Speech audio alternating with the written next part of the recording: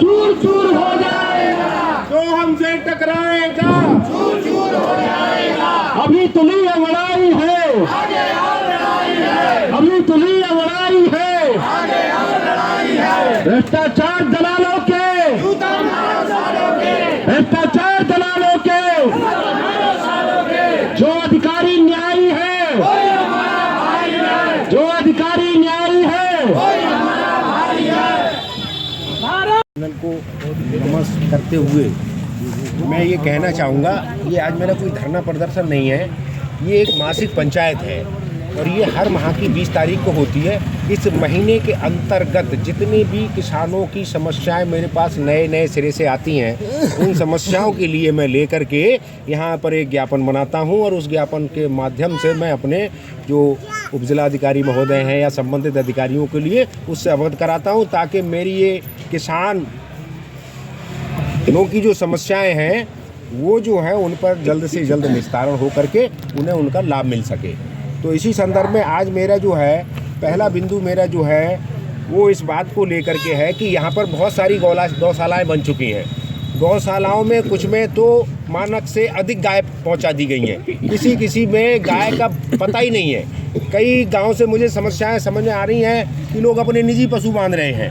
तो मैं महोदय को ये अवगत कराना चाहता हूँ कि एक बार जो भी इससे संबंधित अधिकारी या कर्मचारीगण हो संज्ञान में लेकर के देखें कि कहाँ पर क्या हो रहा है। हम तो अपने स्तर से उन्हें बताते ही हैं, कम से कम सरकारी कर्मचारी भी तो हिलें, वो भी तो जाके देखें सत्यता क्या है कि यहाँ आए हुआ जो है किसान संगठन वैसे ही मतलब हवा में तीर छोड़ रहा है या वास्तविकता है धरातल पर भी कोई बात है। तो एक तो ये गायों वाला समस्या सबको पता है कि इस कठोर ठंड में, कड़कड़ाती ठंड में जो है समस्या कितनी भीषण है। इसमें जो है किसान रात भर जो है टाँड़ बना करके जाग रहा है और ये कर रहा है। एक तो ये बड़ी समस्या है। दूसरा महोदय एक ऐसा है, हमारे सरकार के द्वारा आज से कई वर्ष पहले ग्राम रहटुया में एक सोसाइटी बनाई गई थी जो कि विशारदगंज से संचालित है, किंतु उस पर कुछ चंद ग्रामीणों ने उस पर अवैध कब्जा कर रखा है। उसमें पशु बांध रहे हैं, उपले थोप रहे हैं, यानी उसको नरक बना दिया गया है। जबकि वो सरकार ने पैसा करोड़ों रुपए इसलिए लगाया था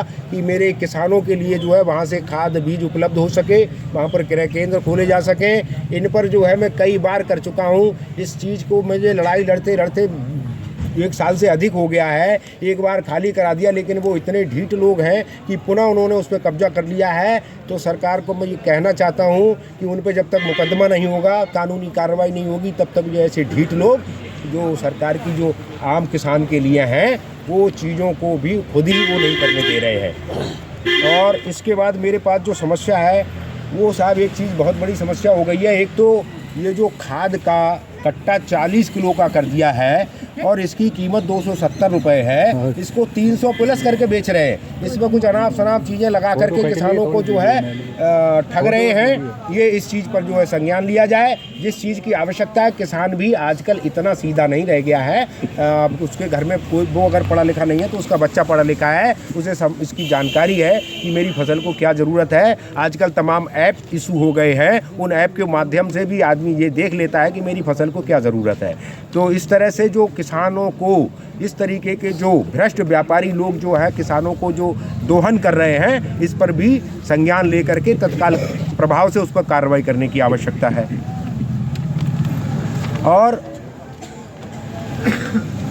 एक खास बिंदु है कि बिजली विभाग से लेकर के बिजली विभाग के पता नहीं किस टाइप के उनके मीटर्स वगैरह हैं।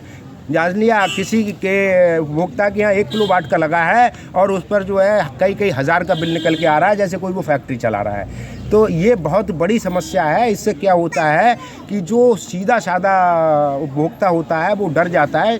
उसमें जैसे मेरे किसान भाई भी हैं तो वो बेचारे फिर बिल देने से कतराने लगते हैं और वो उनको कुछ लोग गुमराह करने लगते हैं इसी विभाग के कि भाई ऐसा है, हमसे मिलना, हम आपको जो है इसका आधा करा देंगे, ये कराएंगे। बहरहाल वो एक तरीके से वो भ्रष्टाचार से संबंधित मैटर है।